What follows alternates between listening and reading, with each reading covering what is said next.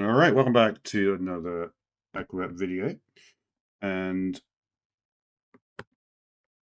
let me just rename that one as dates, isn't it? All right, so what do we want to do now? Well, we are currently, let's do Control-0 on that. We're obviously doing the various aspects of a form at the moment.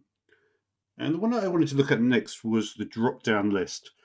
So basically, there's like, you can use like the radio button ones are kind of interesting. It just creates a bunch of buttons, and then you can just select one exclusively.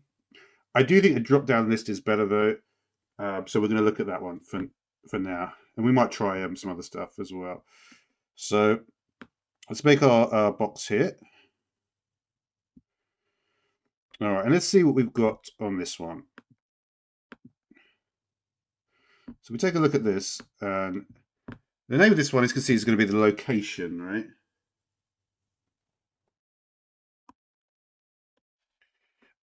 And again, just to be consistent, I do actually think that what I've chosen here is, oh yeah, I did never actually open that box, but of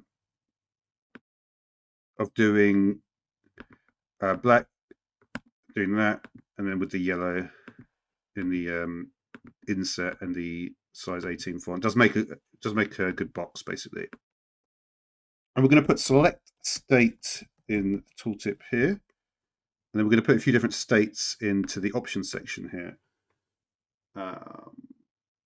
So let's try. We'll just do like a few. Kentucky, and then in the export value we'd put that, and then I guess we'll do 4, right? Let's see what other states I've got on this list. Georgia, maybe. So that is GA. And add. And what other one? Texas. Add. And the fourth one, I'll go for Tennessee, I think. Is that right? Yeah. Okay, and that is, what is that? TN. All right, let's also do this one, allow user to enter custom text as well. So basically, this is a different value. It'll let the user type that in. We'll also click this here.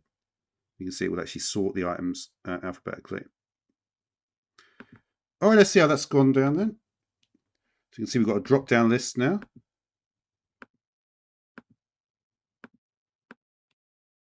And we can also do like enter in. So that value would also work as well.